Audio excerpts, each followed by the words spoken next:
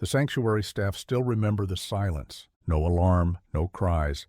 Just dawn light slanting across the enclosure when Mara, the young silverback mother, emerged from the corner of the habitat, cradling something limp in her arms.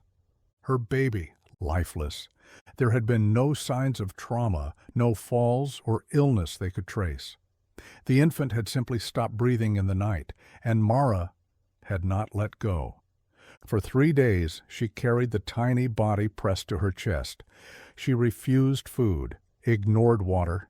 She turned her back when others came close, her arms wrapped tighter, even as the body cooled and stiffened, even as its weight changed. She grieved like a human, or maybe humans grieve like gorillas. The rangers logged every minute, each refusal to eat, each pained vocalization. Each moment Mara sat alone in the shade, rocking gently with a still bundle. One night, when a breeze stirred the trees, she reached out and pressed the infant's hand back into hers, as if hoping it might grip again. They wanted to help, but no one dared interfere, not then. Eventually, on the 5th day, she laid the body down beside her. She sat with it until nightfall, and then she walked away, her arms empty for the first time in days. Mara didn't approach another gorilla for a month. Her appetite returned, but her eyes changed, always searching, always tracking movement, especially the infant's. That was a year ago. Now she has another. Born just before sunrise, deep in the cool corner of the indoor enclosure, a tiny female, breathing strong, gripping Mara's fur instinctively. She looks like the first, same brow line, same dark eyes. And Mara hasn't let go since. The baby is always in her arms, feeding, sleeping, clutched tightly against her chest even when she walks.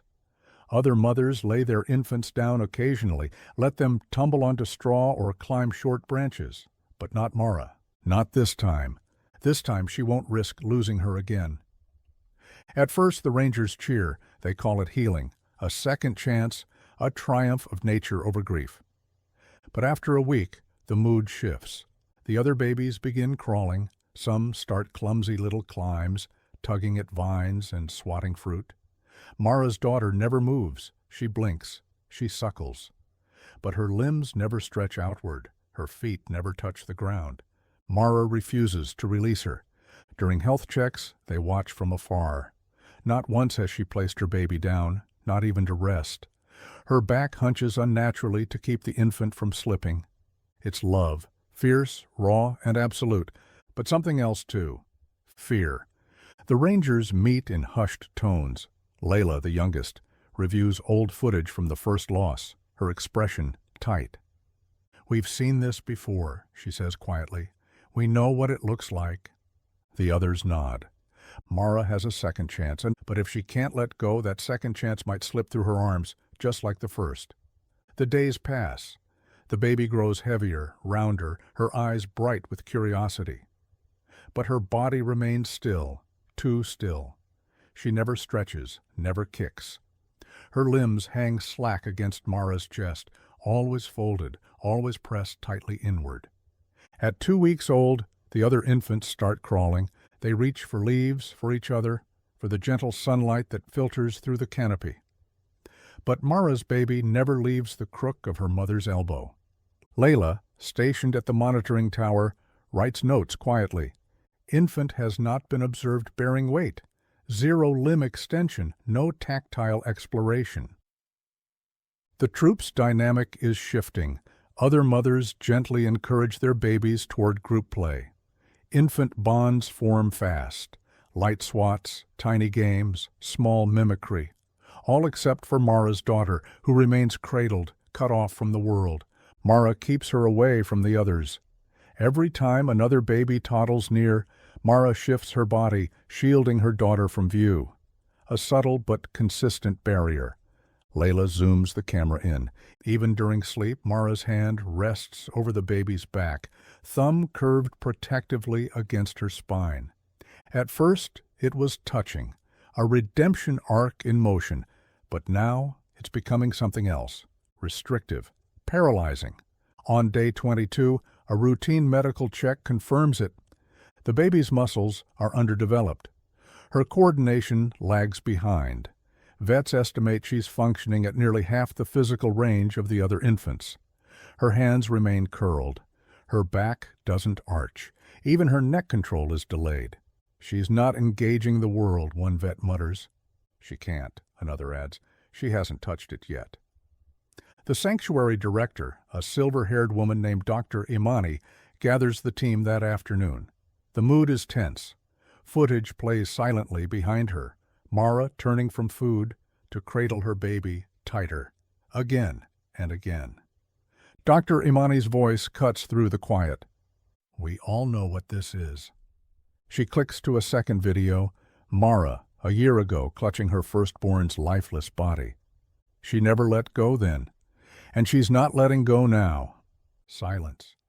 She's not grieving this time, Layla says quietly, but she's still afraid. Dr. Imani nods. And if this baby doesn't begin weight-bearing in the next few days, we will have to act. The word no one wants to say hangs heavy in the air. Intervention. Take the baby, force Mara to separate, break the bond. The thought alone makes Layla sick.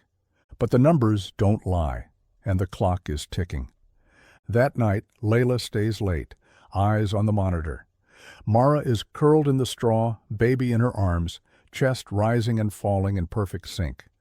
Layla whispers to herself, please, just move, just once. Because if she doesn't, someone else will have to. The next morning, Layla sits by the enclosure wall, legs crossed, basket of fruit in her lap. She doesn't look directly at Mara, just tosses small, ripe mangoes and soft bananas into the grass. Mara watches from her perch on the ledge. Her baby is, as always, pressed tight to her chest, but her gaze follows Layla, not with suspicion, not with trust either, just measured silence. It's the fourth morning of this routine. Layla comes early, sits in the same spot, leaves the same fruit, says nothing, never forces interaction, just presence. Today something changes. Layla scatters a few pieces just beyond the vine-covered log, not close enough to threaten, but not far either, and one mango rolls to a perfect stop just a few feet from Mara's resting spot. The baby stirs, a small motion. Her head tilts. Her arm shifts slightly against Mara's wrist. One hand, barely curled, brushes the straw. Her eyes lock on the mango. Mara shifts her weight. Her fingers tighten reflexively. The baby nestles closer. For a second, it seems like it will all end there, another attempt blocked by fear. But then, the baby stretches, just her toes at first, then a hand. She wriggles gently, fingers reaching toward the fruit. Mara's muscles twitch. She could stop it. One pull, one grip, and the baby would be back in her arms, safe, untouched. But she doesn't move. The baby slides forward inch by inch until her stomach rests on the straw. Her arms tremble. Her grip falters, but she reaches the mango, presses both hands to its skin. Victory. Layla doesn't move. She doesn't celebrate, doesn't speak, just lets the moment breathe. Mara exhales. Her arms fall to her sides. Her eyes never leave her daughter. But she doesn't stop her. It's the first time the baby has crawled. That night, Layla logs it with shaking hands. Infant-initiated independent movement, 3.2 feet. First object interaction confirmed. But the relief is short-lived. By sunset, Mara has regressed. The baby is pressed even tighter against her chest. The playful swats from troopmates are met with low warning grunts. Her shoulders are tense, her body folded forward like armor. Footage from the nighttime cameras shows her rocking again, slow, rhythmic, protective. Dr. Imani reads the report and sighs. One step forward, one back. But Layla sees it differently.